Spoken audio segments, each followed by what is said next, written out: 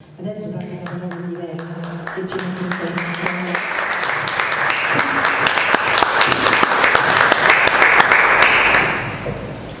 Salve a tutti, in questi giorni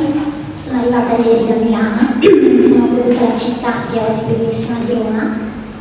e ieri mentre ero qui insieme alle ragazze di coda una cosa mi colpisce sempre, anche se ormai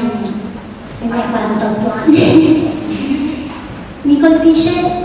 mi ricorda anche ieri, mi sono ricordata di questa sensazione che avevo da bambina, quando magari andavo alle feste all'Ens di Milano e c'erano tanti sordi, tanti bambini anche, quindi per me andare alle feste dell'Ens era una grande festa. Ma come ieri era questa sensazione buffa diciamo così, forse non è il termine più giusto, che tu sei in mezzo a tante persone sorde e non capisci più chi sono i sordi e chi sono gli udenti, perché ci sono sordi che segnano, ci sono udenti che segnano, e così anche quando ero bambina e che andavo alle feste era come entrare in una condizione di ribaltata di normalità, come se la normalità in quel contesto era essere sordi. E ricordo spesso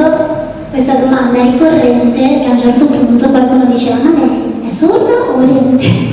E i miei genitori rispondevano: no, è udente. Questa sensazione di ribaltamento della normalità, quindi di questa sensazione di entrare in un mondo capovolto, unito a questo orgoglio dei miei genitori quando dicevano: no, è udente, io me la ricordo come una cosa bella, come una cosa preziosa, perché in quel momento la mia differenza non era un difetto, un limite, ma era un orgoglio per i miei genitori, era un valore, era una ricchezza. Quindi io ho sicuramente imparato da loro che la differenza è una cosa preziosa, non un limite.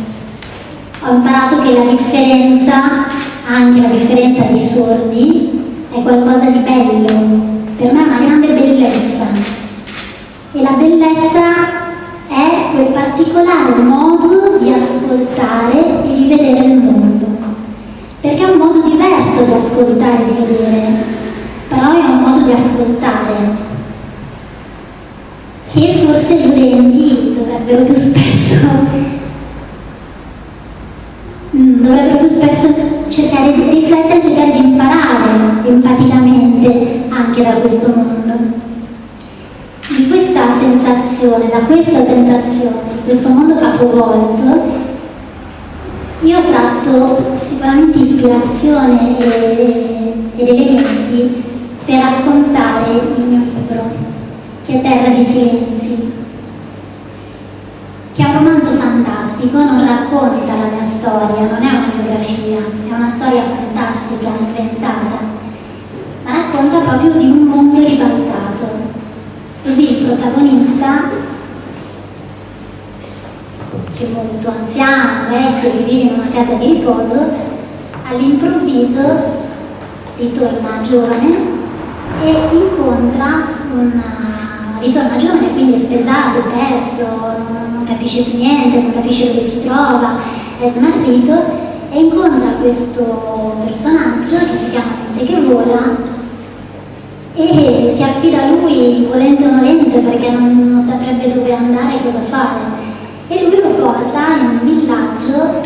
dove tutte le persone sono sorde, ma sono senza orecchie.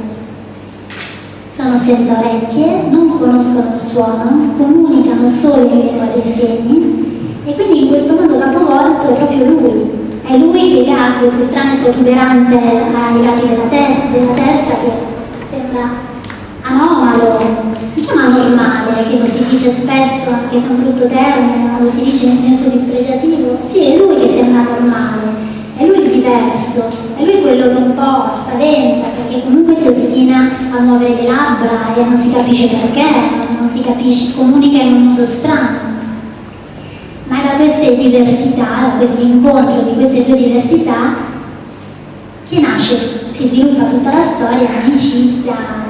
differenze. E in fondo questo libro un po' si basa su, diciamo che si due se fosse, e se fosse che il mondo fosse diverso e quindi nessuno non avesse le orecchie e non conosciamo il suono, sarebbe per tutti la normalità comunicare in un modo diverso, in lingua dei segni, organizzare la società in un certo modo.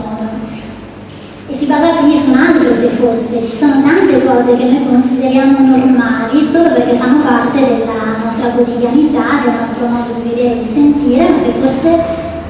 non sono così sempre normali. Una di questa normalità che poi in qualche modo ho messo in discussione nel romanzo è anche quella del nostro cambiare. Noi nasciamo piccoli, poi cresciamo, qualcuno diventa altissimo, qualcuno un po' più piccolina, eppure cambiamo, invecchiamo, ci trasformiamo. Anche questa è una cosa che per noi è assolutamente normale, perché così è, per tutti, ma in realtà noi rimaniamo sempre gli stessi. Anche questa è una cosa in particolare. Di fronte a tanti cambiamenti del nostro corpo, la nostra anima cresce ma rimane unica, unita, continuità. Io ho una esperienza della sordità sicuramente molto positiva, nel senso che anche i miei genitori sono anziani, mio papà ha 88 anni, mia mamma 81 e sono dei vecchietti, ma forse vivere in una città come Milano è diverso che magari in una città come Napoli anche da allora, no?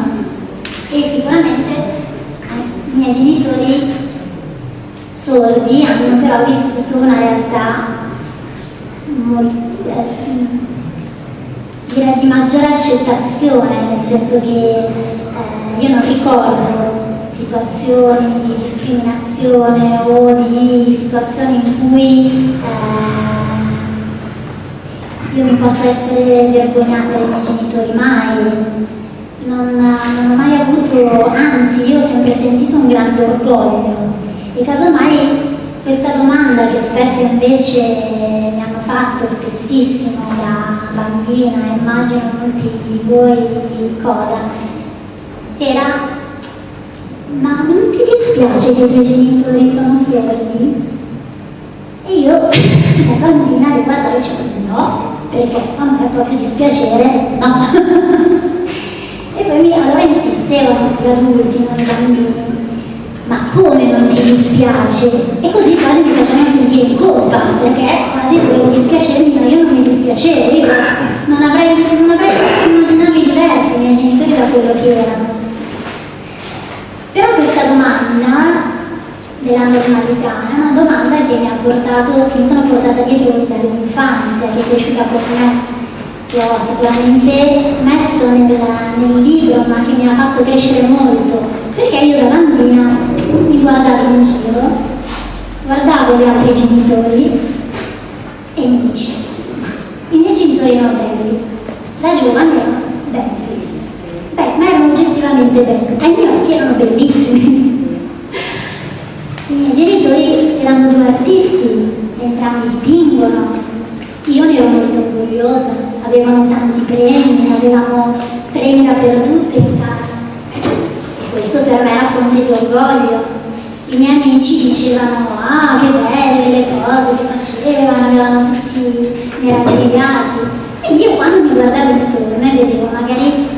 delle mamme meno belle, magari un po' robuste, magari con accenti che a me sembravano strani, e io mi dicevo: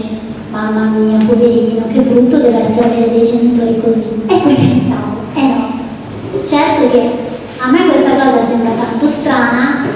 come per loro sembra strano che i miei genitori sono sordi, però per loro no, per loro quella mamma lì è bellissima, per loro quell'accento strano, che per me era strano, è bello. Quindi questa domanda sulla normalità mi ha accompagnato per tutta la vita. Io lavoro nel sociale, lavoro con bambini e adolescenti, e questa faccenda della normalità è molto interessante, perché credo che per tutti, e questo sicuramente è un altro degli elementi, dei valori che insomma sono nel libro, gli adolescenti in fondo cercano questo, cercano di assomigliare agli altri e quindi di essere il più simile possibile, il più alla moda possibile, quasi se non hanno quel certo tipo di scarpe perché quello fa bene, mi fa sentire adeguato alla moda, cercano di avere quel determinato cellulare sempre più costoso e tante altre cose. E nello stesso tempo hanno un grandissimo bisogno di sentirsi diversi, di affermarsi diversi, di dire io però sono diverso dagli altri. E in questo continuo oscillare tra il bisogno di essere uguali agli altri e il bisogno di essere diversi, e in questa continua oscillazione c'è la formazione dell'identità, di quello che siamo.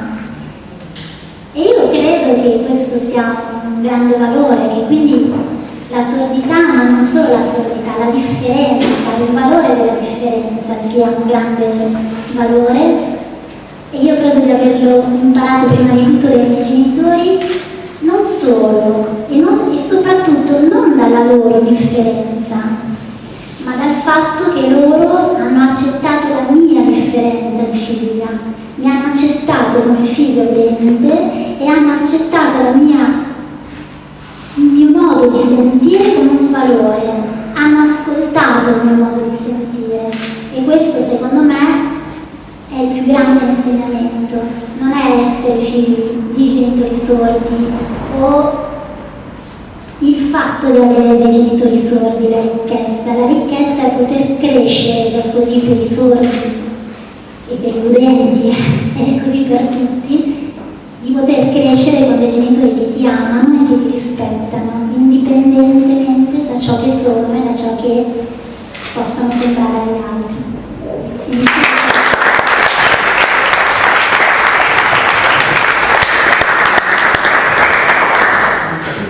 silenzio. Dopo quello che ci ha raccontato, io direi che il silenzio ci sta proprio d'obbligo, e riflettere anche su quello che ci ha detto, di questi doni che le persone sorde sanno accettare. Ho letto una frase che mi è rimasta, non voglio far prendere la commozione. Due genitori tanto amati devono essere due genitori che hanno tanto amato, questa è l'unica cosa che conta.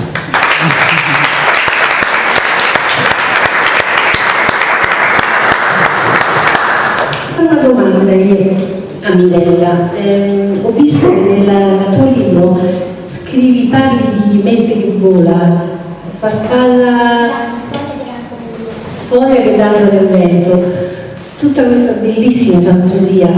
Io invece molto più materialista, forse sono andata a pensare, ma guarda, inconsciamente forse ha tirato fuori dei segni di nome. sono segni nomi, nel senso che in questo paese dove tutte le persone sono senza orecchie e comunicano con la lingua dei segni, i loro nomi sono dei segni, e è il protagonista che, come dire, ascoltando i loro segni li attribuisce, cerca di capire che cosa possono voler dire e li chiamerà mente che vola. Mente che vola, mia mamma mi diceva sempre quando ero piccola, tu vola, senti, questa cosa